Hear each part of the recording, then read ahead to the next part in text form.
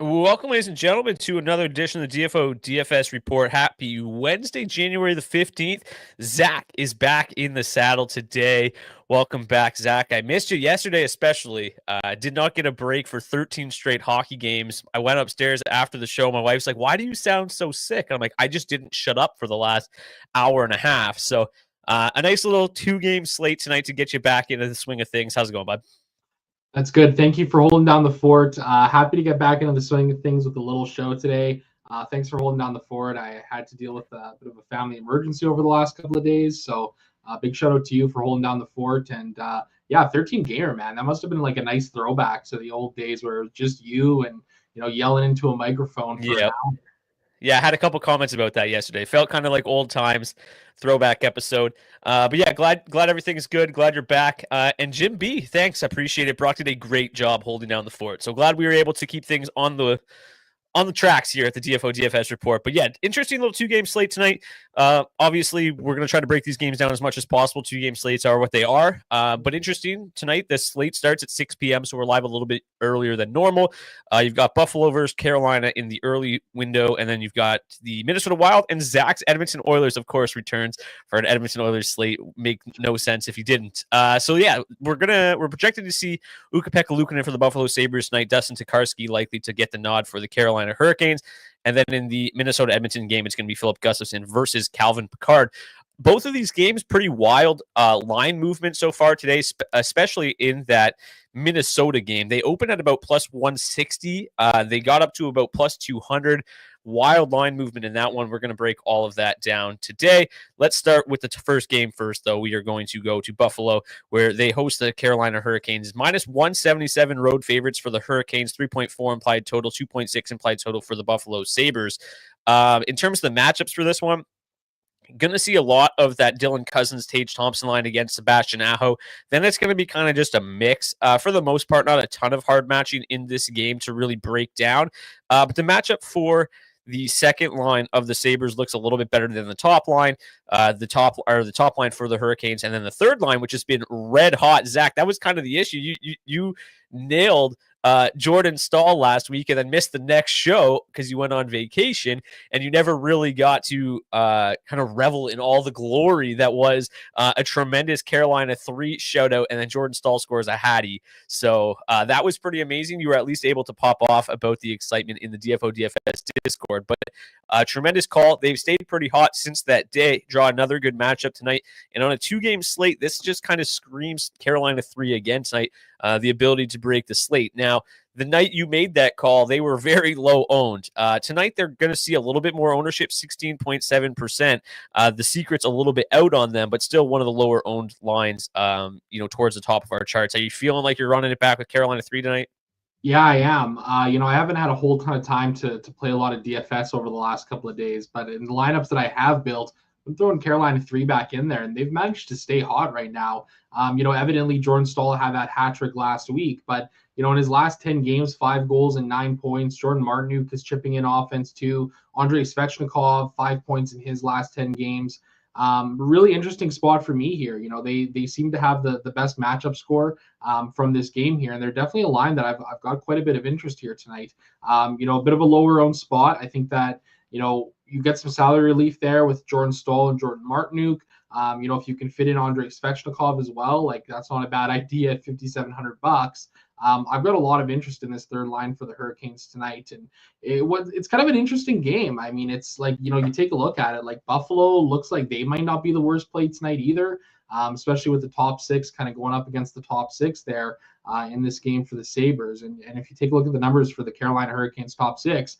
Defensively, absolutely abysmal. I don't remember the last time seeing this much red defensively for the Carolina Hurricanes. So, the other side of it too, the Buffalo Sabres are still the Buffalo Sabres. And for as much red as there is defensively for the Hurricanes, there's a whole lot of blue on the other side of things offensively for them. Yeah, it's interesting. Jordan Staal comes in tonight, 17th on the slate in terms of DraftKings points over the last 10 games. So he's been super, super good at $3,200. Looks like a great value option again tonight. And again, you're going to get a little bit of ownership relief as well there. But yeah, you take a look here. You got Buffalo 1. They've been really solid since putting Zucker Cousins and Tage Thompson together. Matchup wise for them, it looks pretty decent. They're going to see a little bit more of that Aho line, a little bit more of the Jordan Staal line as well, which obviously that part isn't good. But as much ice time as they're expected to go up against this Aho line, that looks like a matchup in which there could be plenty of fireworks, right? Both these lines, pretty potent offensively, not very good defensively. So could be some fireworks night between Carolina 1 and Buffalo 1. In terms of the ownership for those two, Buffalo 1 coming in about 18.4%, Carolina 1 at 26.9%, the third highest owned line on the slate. Both lines, though, that's kind of the average ownership. Not a whole lot of ownership as the on the full trio. Zucker just coming in at 14.4%, and then Roslovic at just 18.6%. So if you full stack, you'll probably get a little bit different. But there's a lot of ways you can kind of target all aspects of this slate tonight, and I think that this matchup in particular could definitely turn into a bit of a track meet. And Zach, we were talking a lot about not wanting to pay for Tage Thompson's salary there for a while because he wasn't shooting the puck at all. And he's gotten back to his kind of old self since the calendar flipped over to January. In their 5 games in the month of January, only 1 goal to show for it, but 24 shots on goal. Just a ridiculous clip. He's hit the shot bonus in 3 of 5 games. So he's back in a big way. The salary at $7,300 looks quite affordable. Dylan Cousins at $4,400 seems fine. Jason Zucker's been red hot for basically 2 months at $4,600. So that looks like a line that I'm definitely interested in. The other aspect, the other part of the top 6 here for the Sabres, the underlying metrics continue to be underwhelming for Peterka, McLeod, and Alex Tuch. But in a matchup again that you pointed out is quite good, right? They're going to see a lot more, more of the top 6 than Buffalo 1. This looks like a really good matchup for them to kind of get right. And there's enough talent on this line, specifically with Peterka and Alex Tuch, that I think that they're in an okay spot tonight. And their ownership is a little bit lower than what you're going to see from the top line. Not a whole lot, but a little bit lower. Peterka 18.9% and Tuch at 19.5%. You also get a decent amount of salary relief with them, right? Peterka down to just $4,200 and Tuch at $5,400. So yeah, I think that it's pretty easy. Like a lot of times on these little 2-game slates, sometimes you got a shitty game and it's like, I'm just not even going to play this one team or very minimal. Like I think we had that with the Blackhawks a couple of days ago. I was like, I'm just really not going to get there. And it ended up working out where tonight I feel like there's an argument to be made about all 4 of these teams. And I think that you can get very creative with your builds. So yeah, I'm quite interested in Buffalo 1. I think that I'm going to try to ignore the underlying metrics a little bit for Buffalo 2. And the Buffalo 3 hasn't been so bad lately. Benson and Krebs not drawing a lot of ownership. They haven't done a whole lot, but Jack Quinn's been red hot. He's going to see a little bit of ownership, 8.4% at just $3,300. If he can stay hot, obviously a pretty solid value option tonight. How are you planning on targeting the Sabres this evening? Yeah, I think it's, there's a couple of ways to look at it. I think first and foremost of the 4 teams on the slate tonight, they're probably the team that I have the least interest in. For as much as Tage Thompson has kind of bounced back in terms of the shot volume, there's not a lot of it coming from the rest of the Buffalo Sabres right now, right?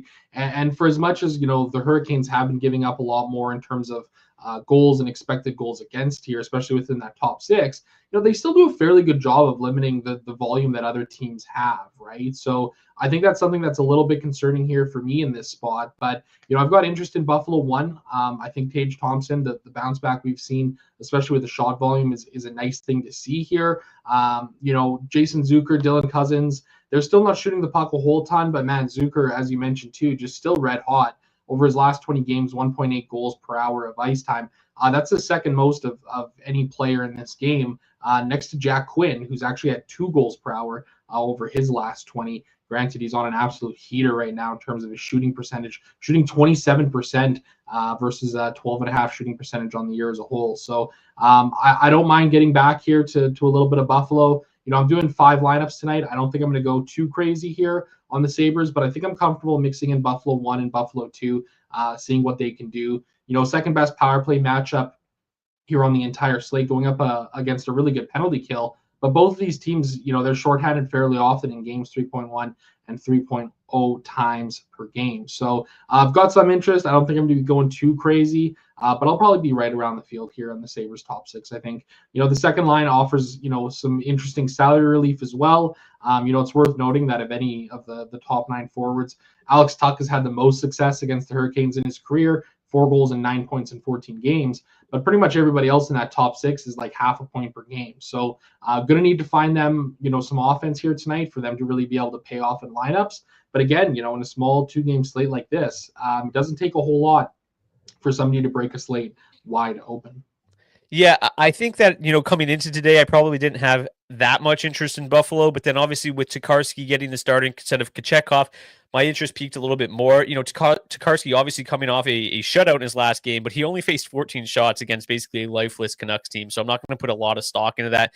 In his 3 games prior to that, he gave up 4, 2, and 3 goals against, .864 save percentage. So definitely a guy that you can take advantage of. And yeah, like I think when you take a look, you mentioned the power play, second best overall tonight, kind of pieces of both of all 3 lines in that top 9. Thompson, Zucker on that top power play, along with Peterka, Quinn, and Dahlin. Dahlin is somebody that I have a lot of interest in, and I think that I'm in agreement with you that I don't necessarily mind getting to the Sabres tonight, but probably not a lot of full stacking for me. I think a lot of it is just going to be kind of one-offs or mini stacks among these Buffalo Sabres. Really like what Tage Thompson offers tonight. Really like what Rasmus Dahlin offers. Projected for the highest points among defensemen tonight at just $6,600. Also projecting for the highest ownership, but yeah, really like that price tag at $6,600. He's been awesome as of late. This is a team that hasn't performed all that well, but he's been, quite good. He is averaging, 12.3 DraftKings points per game over his last 9 games. So in the Sabres' last 10, he has 12.3 DraftKings points per game. That's better than Tage Thompson at just 11 DraftKings points per game. And then Zucker is third on the team at 10.8. Zucker's 7 goals in his last 10 games. So, that top power play unit looks like it's in a pretty good spot. Maybe it's a Dahlin, Tage, Zucker mini stack is a nice way to build tonight.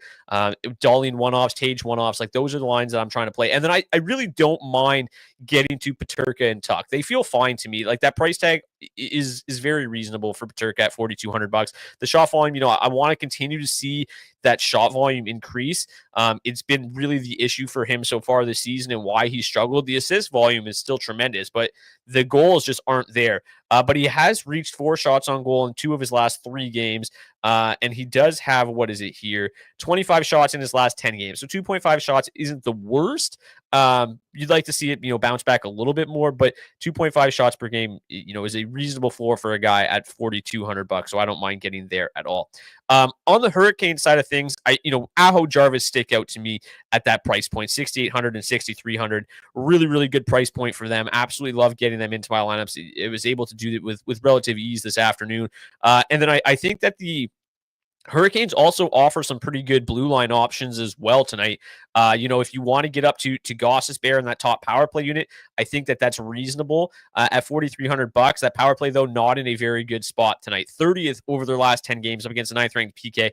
Still the 3rd best advantage, again, out of 4 teams. But that power play's really struggled. If you want to go with some of the cheaper options, Dmitry Orlov's been playing pretty well as of late at $3K.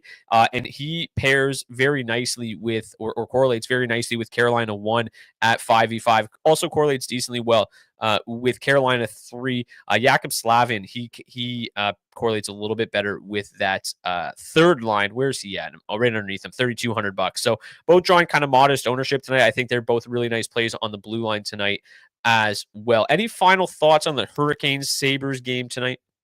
Yeah, I think it's kind of interesting too. You look at some of the statistics over the last 10 games here. The Buffalo's 3.05 goals for per hour of ice time. That's the most of any team on the slate here at 5-on-5. So, they're finding ways to score and generate offense.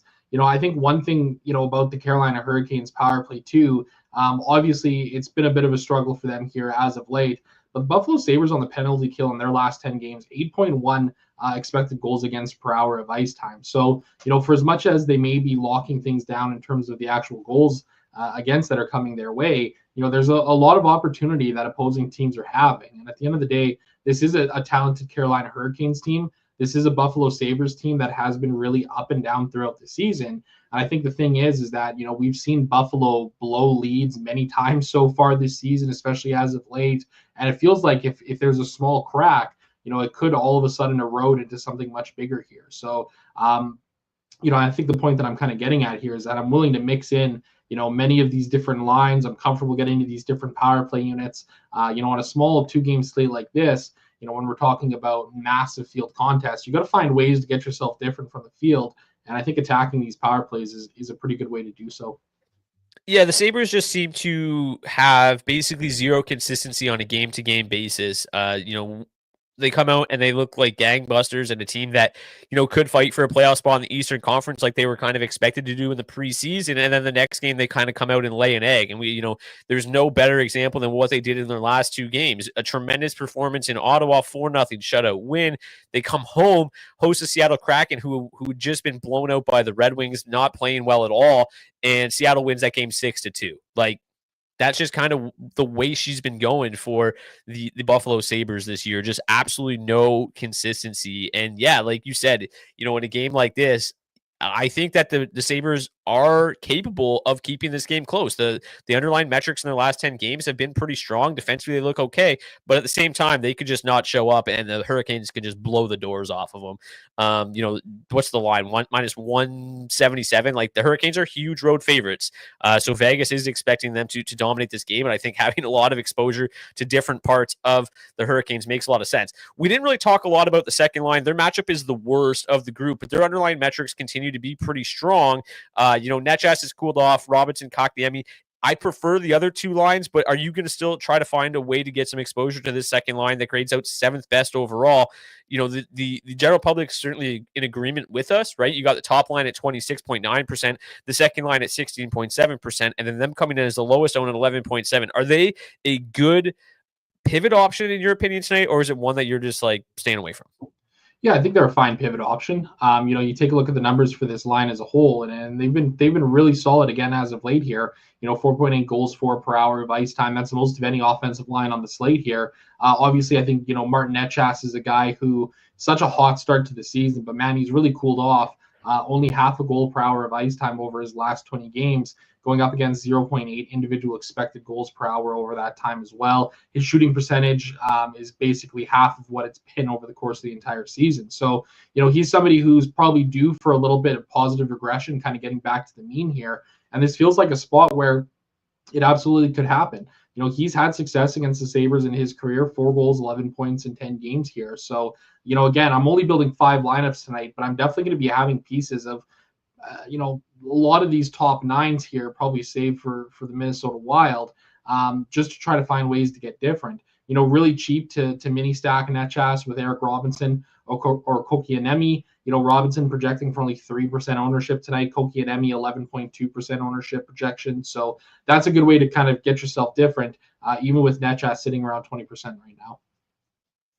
Yeah, I think Netchas one-offs is probably the route that I would go, which is kind of what the field is doing too, right? Not a whole lot of ownership coming in on Robinson, Kotkaniemi, Netchas at 20.8%. I mean, we talk about his last 18 games, he has 1 goal. He has shot 2.5% during that time. So positive regression definitely due. I mean, he was due for some negative regression coming into that stretch, right? Like, he had been just so ridiculously hot.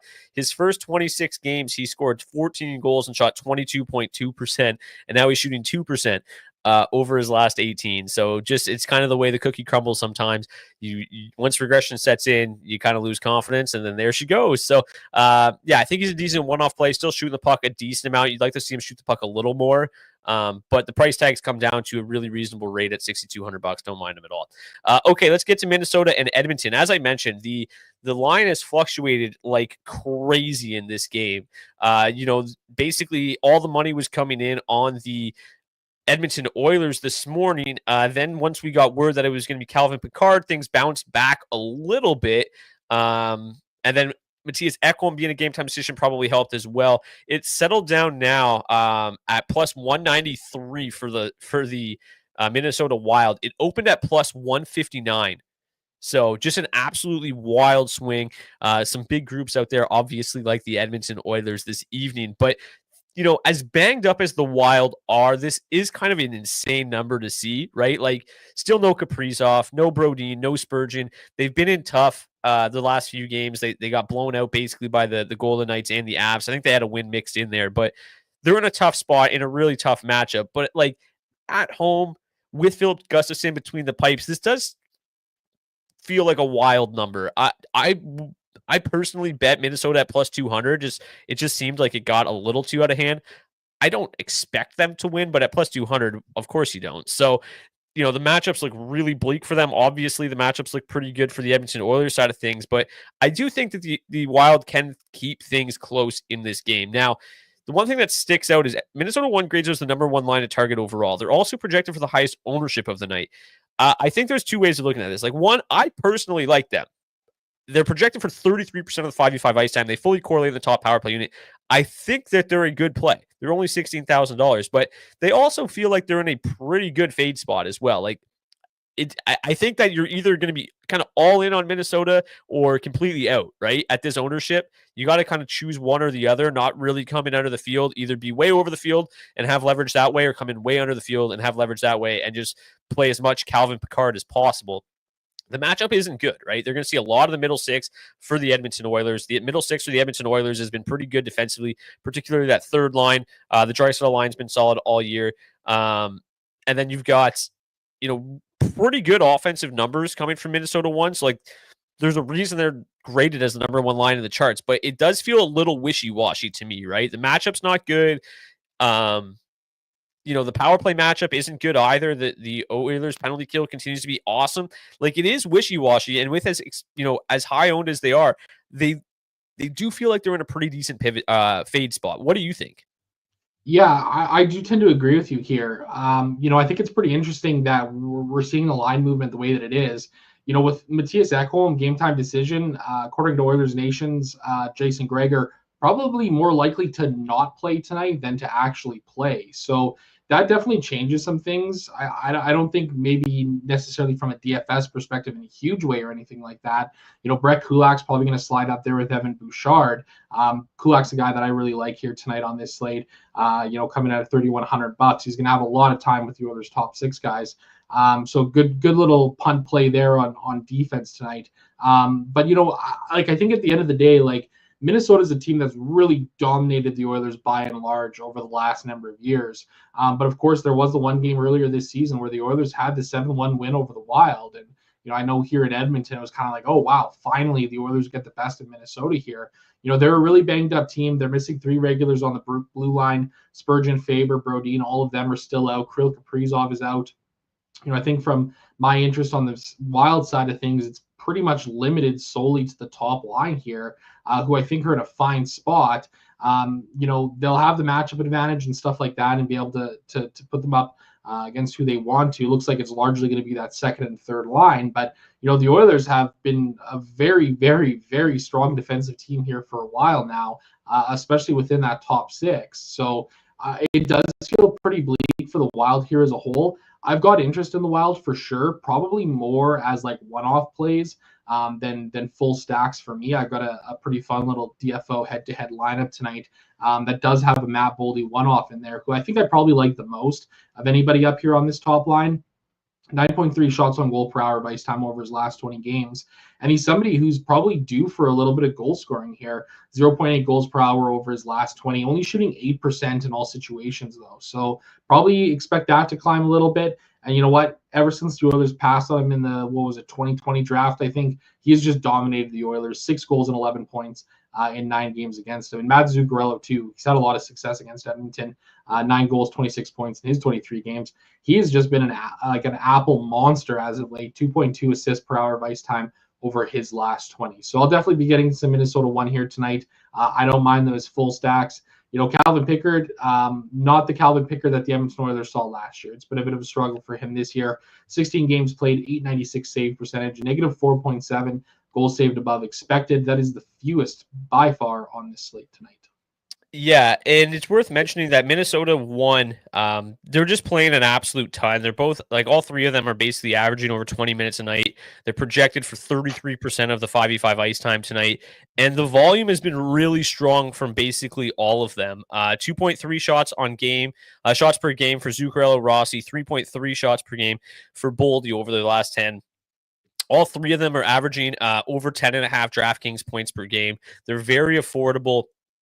I get why people are getting there. And it's really probably a lot to do with the fact that it kind of feels like the only line you can even target for Minnesota, right? It just kind of backs you into a corner. These underlying metrics aren't great.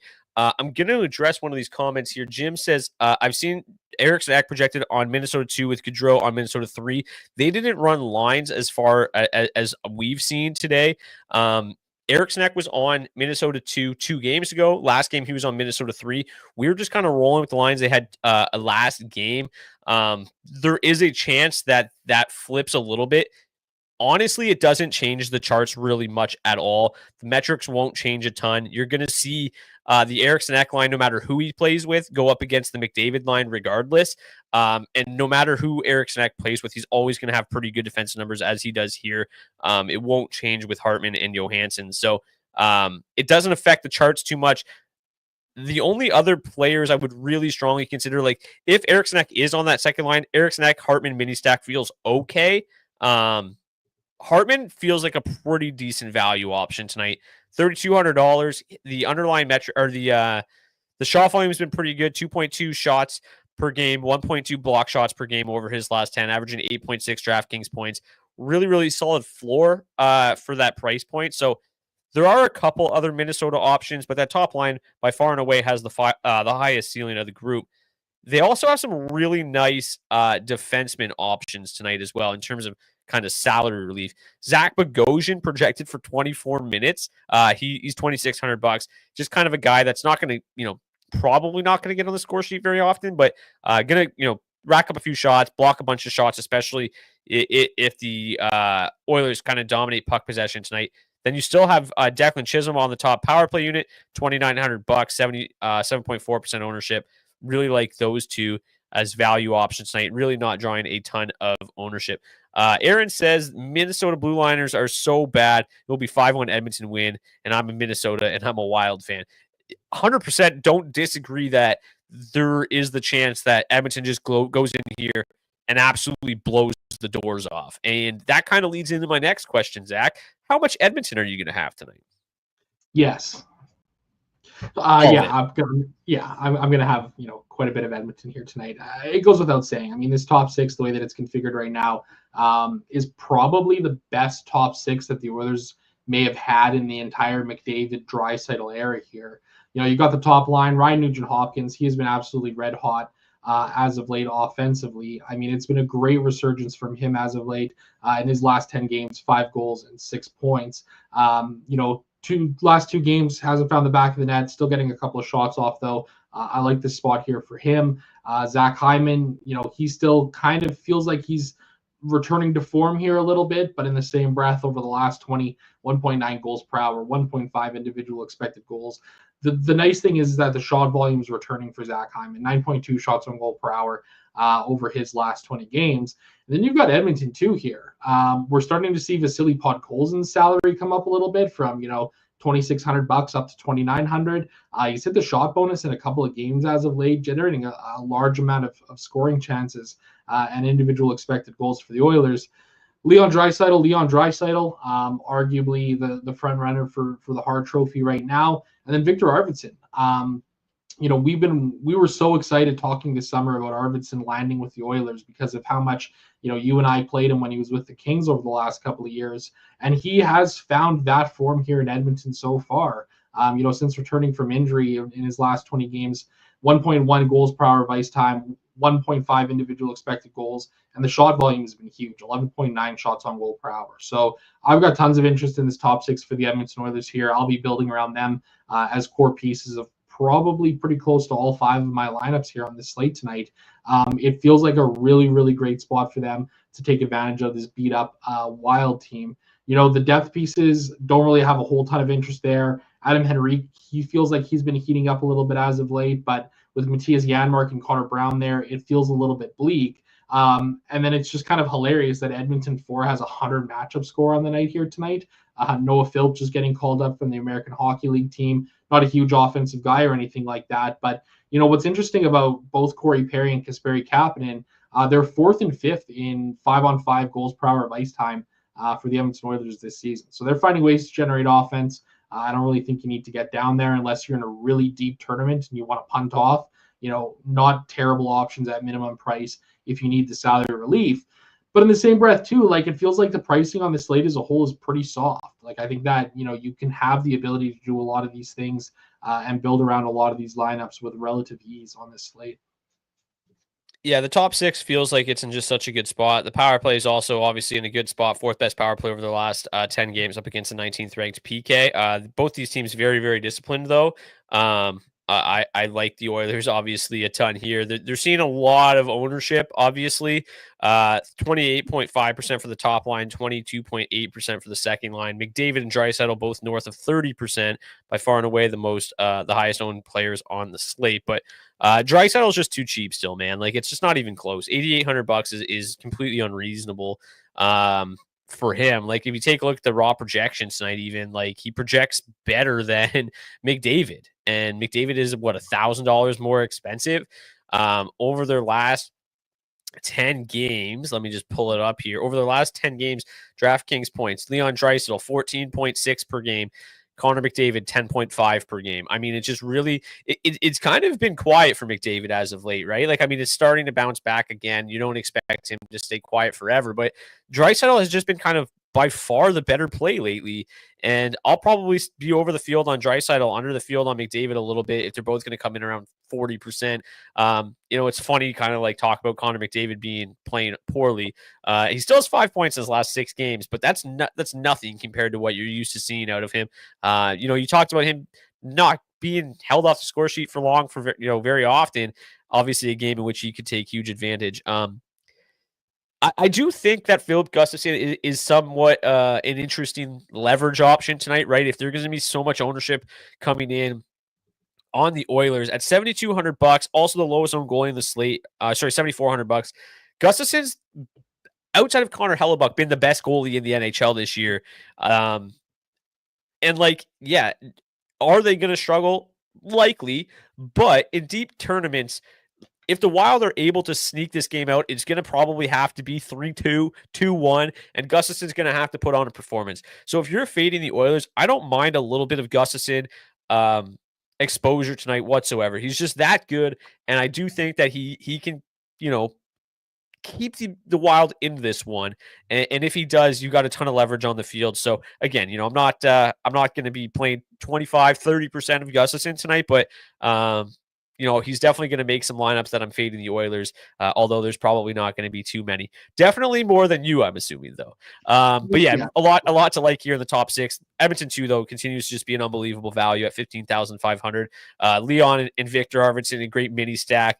But yeah, really like what you're kind of starting to get out of Ryan Nugent-Hopkins at $4,800, Zach Hyman $6,500 over the last 10 games. Ryan Nugent-Hopkins averaging 10.2 DraftKings points per game, which is 0.3 fewer than Connor McDavid. Hyman's still kind of lagging behind, just 2 goals in his last 10, averaging 8.3 DraftKings points per game, behind Victor Arvidsson, if you could believe it. So he's still trying to kind of find his way, I think, but it's really nice to see this line back together. It became increasingly more difficult to play Connor McDavid when he was on that line with Connor Brown and Ryan Nugent-Hopkins. But a lot to like about this top 6 tonight. And then, you talked about Edmonton 3 a little bit, like when Jeff Skinner was there. Without Jeff Skinner, they just don't seem to have quite the same offensive flair. A lot of people in the chat thinking that the Oilers are just kind of blow the doors off tonight. Okay, let's get to some defensemen tonight, unless you have any final thoughts on this one, Zach. Just one other thing I wanted to make mention. For the Minnesota Wild, this second line kind of piques my interest a little bit if you're looking for really cheap kind of pivot or punt options. I know you shouted out Ryan Hartman earlier, but Frederick Gaudreau in 2 games against the Oilers this year, 3 goals and 4 points, averaging 20 DraftKings points per game. Marcus Johansson, a goal and an assist, 10 per game. And Ryan Hartman, too, 2 assists, averaging 10 points per game in the 2 games. So, they've found ways to kind of be a thorn in Edmonton's side here so far this season, seeing absolutely no ownership out there. And similarly, just cost you absolutely nothing to mix in there. If you're really going stars on scrub lineups, I don't hate the idea of mixing them in, even though, it's a little bit of a risky play, obviously, but it's baked into their salaries. But I do like Ryan Hartman there, $3,200. Yeah, it's interesting you bring that up because I actually wanted to talk about them and I kind of forgot. When I was going through the charts this afternoon, again, we don't know 100% if Eriksson Ek or Gaudreau is going to be there, so kind of keep that in mind. It obviously changes in terms of salary quite a bit, but if it's Gaudreau, the sample was too small to include, but the underlying metrics with Gaudreau, Johansson, and Hartman, offensively were really, really good. But defensively, they were atrocious. So, regardless of kind of how this shakes out, you're still going to see a lot of Eriksson Ek against McDavid. But I think this really opens things up a lot for Edmonton too. If that line ends up being together, the underlying defensive metrics were actually quite a bit worse than this, and I think that Edmonton too is a really, really good, really sneaky play tonight. Fade the Oilers blasphemy. You got to fade them a little bit if you're building 20 lineups tonight. I mean, maybe not if you're Zach, but okay, let's get to the blue line now. Excuse me. I already mentioned a couple of my favorites from the Minnesota Wild. Jake Middleton's up there as well, $3,900, another favorite from that team. But yes, Matthias Ekholm is kind of a really interesting key to the slate tonight because he's out. There's a lot to like. Like you mentioned, Brett Kulak, he actually made my DFO head-to-head lineup at $3,100. Gets a massive bump in ice time. Probably going to see, maybe a few extra minutes for Ty Emberson, and definitely going to see a few extra minutes for Troy Stetcher tonight. So I think Kulak is probably the biggest beneficiary of that moving up to play with Evan Bouchard. But I'll probably have quite a bit of Kulak tonight and just hope that, Ekholm's out and we can get Kulak at pretty decent ownership because he feels like a really good play. He's already a guy that possesses a pretty good floor, even when Ekholm's in the lineup. If you give him 23 minutes tonight or anywhere close to that, he's a terrific play. Honestly, the rest of the group, I don't love the Sabres blue liners. I just feel like you don't get a ton out of Bowen Byram and Owen Power in terms of a floor. They always seem to have the random pop-off games, but most of my kind of cheap defenseman exposure is probably going to be coming on the Minnesota, Edmonton, and Carolina side of things tonight. How about you? Yeah, I agree with you there. Kulak might be one of my favorite plays on the slate here, especially if Matthias Ekholm is out. You mentioned the floor that he's providing, even in the minutes right now, not with Evan Bouchard. 4.6 shots on goal per hour of ice time, 5.4 blocks, among the highest in each of those categories here on the slate. So really like the look of him. Jake Middleton popping as the top value play on the slate here at $3,900. 7 blocks per hour of ice time. The Oilers are going to shoot the puck a whole lot. So I really like Middleton. He might be my favorite play here defensively on the slate. And Darnell Nurse is right up there too at $4,700. He's going to see a bump too if Ekholm is out, and his floor has been really, really, really solid this season so far too. So, you mentioned some of these cheaper Wild defensemen. Zach Bogosian is right up there near the top of the value charts. Pretty interesting slate. I think for me, I'm pretty comfortable getting to some of these lower-owned defensemen and eating the chalk up in the forward ranks. Dahlin, I think he's an interesting play too. $6,600, 28% ownership. Evan Bouchard at $7K, most expensive defenseman on the slate, but he's coming in with the fourth highest ownership. So, the Edmonton Oilers power play looks like they're in a pretty good spot here tonight. On this slate, the number one ranked matchup going up against a Wild penalty kill that has struggled. Is worth noting. The Wild are a fairly disciplined team, but Bouchard, it feels like he might be starting to turn a little bit of a corner offensively as well as of late. Before we get to the goalies, Aaron Rasmus has been commenting a lot, and I actually forgot. Aaron, you must have missed it, but on last Friday's show, we started doing a $50 Nation Gear gift card giveaway, and you were our winner. And I mentioned it to reach out if you could. Haven't heard from you, but since you're here now, if you're still watching, you did win last Friday. And reach out to me on Twitter at Brock_Seguin or on Daily Faceoff at DFO Fantasy, and we'll get you hooked up with that gift card. Speaking of that draw, we are going to do it every Friday still. We're going to do it a little bit differently. Anybody that comments in the live chat during the show will be entered into our draw, and we will draw a name live on air during the show at the end of the show on Friday. So if you want to get a chance to win a $50 gift card to Nation Gear, pick up some DFO swag, maybe some Oilers Nation swag, you can comment anything you want during the show on Friday, and it will enter you into the draw, and we will throw all the names in a hat at the end of the show. So congratulations, Aaron. Again, if you reach out to me on Twitter or X, we will get you hooked up with that gift card. Okay, let's get between the pipes now. Obviously, a little bit different on a 2-game slate. Kind of just play the goalie that you're not fading in your lineup. So not a whole lot to break down. I think obviously it's pretty obvious that Picard and Tokarski are the two highest projected goalies. They're two heavy favorites tonight. both seem a little bit risky, right? You mentioned Picard has not been all that strong this season. Tokarski, I mentioned a minute ago, outside of that shutout, hasn't been all that great either. And then Gustafson's by far and away the best goalie on the slate, but has the worst matchup. So it's kind of an interesting night for goalies. I'm personally going to have exposure to probably all four of them and mix and match based on my lineup construction. I think the one guy that I'll probably not have a ton of is Picard. I think that at 8K is a little risky. I feel a little bit better about Tokarski. But honestly, I'll probably have exposure to all of them. Interesting enough, Ukko-Pekka Luukkonen seeing the highest projected ownership tonight at 30%. And he also projects as the worst. What are you thinking here? Like, are you still going to have a lot of Picard because you love the Oilers in this spot?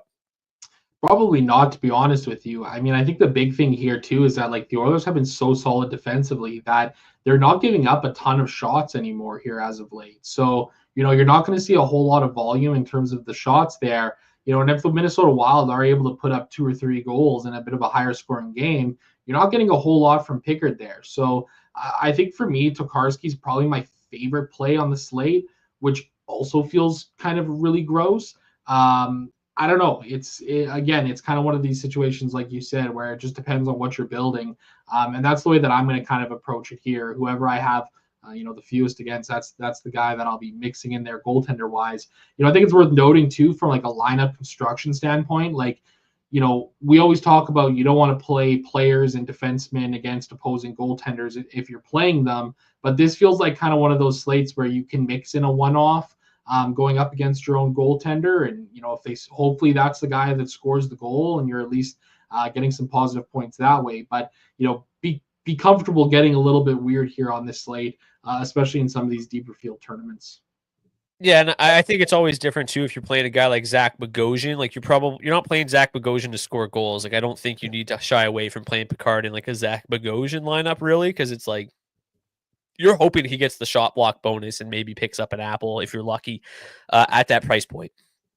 Let's get back to the big board here.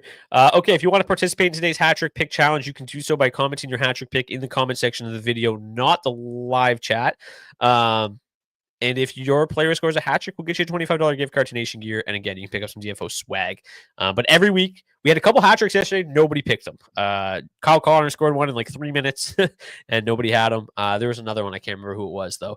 But yeah, if you want to participate, we'll get you some gift cards there. And then also we'll do, like I said, a giveaway for anybody on Friday.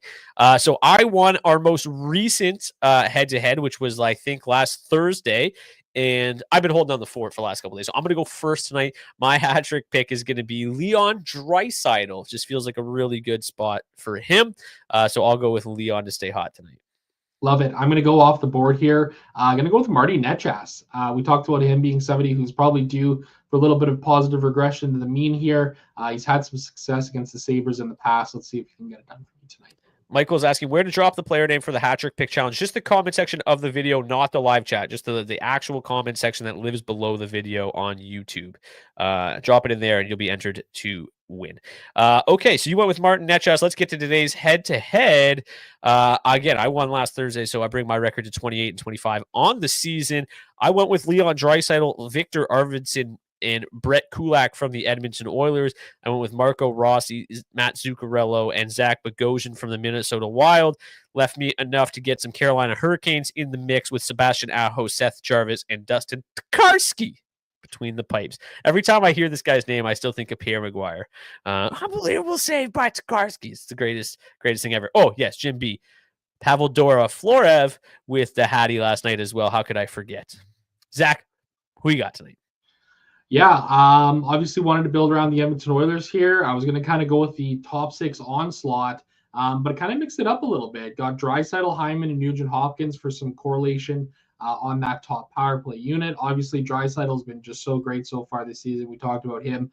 Fading McDavid here in the head-to-head. Glad you don't have him, so that makes me feel a little bit better about this lineup. Talked about Carolina 3. They paid off for me last week and over the weekend with a couple of lineups. So got them mixed in, Jordan Staal and Svechnikov. A couple of punt defensemen I really like tonight, Brett Kulak, Bowen Byram. Byram was actually the last man in for me, so just kind of fit in there salary-wise. Tokarski in the net, and then Matt Boldy one-off down there as well in the utility spot. It's going to be awful when Matt Boldy scores all the goals against me tonight, and Zuccarello and Rossi don't. Okay, that is going to do it for today's edition of the DFO DFS Report. A couple more notes to get to before we go. Thank you to our friends at rotogrinders.com for providing projected ownership for today's show. It's really leveled up the show, and it's so appreciated. If you want to get $20 off your first month of RotoGrinders NHL Premium, you can do so by clicking the link in the video of the description on YouTube. While you're there, you can also click the link to join the DFO DFS Discord. We talk DFS all day long. We even have an NFL DFS channel if you're into that. Big playoff weekend. My Detroit Lions still alive in the NFC. So if you're into that, we chat down there as well. And obviously, the big thing is we provide all the late breaking news, lineup changes, player injury news. There was a lot of it yesterday. Make sure that you have no holes in your lineup. So join the Discord today so you don't miss a thing. And then, just make sure you're smashing the like button if you're watching on YouTube. Really, really helps grow the channel, helps grow the show. We love it. Lil Julio says, Seth Jarvis hat trick. Just the wrong chat. Again, below the video on YouTube to participate because we lose it in the live chat later. And comment in the actual comment section of the video to enter, and that's going to do it. Zach, glad to have you back, my friend. Thank you so much for tuning in, and we'll see you guys back here for a 13-game slate tomorrow. Going to be a fun one. Have a good one.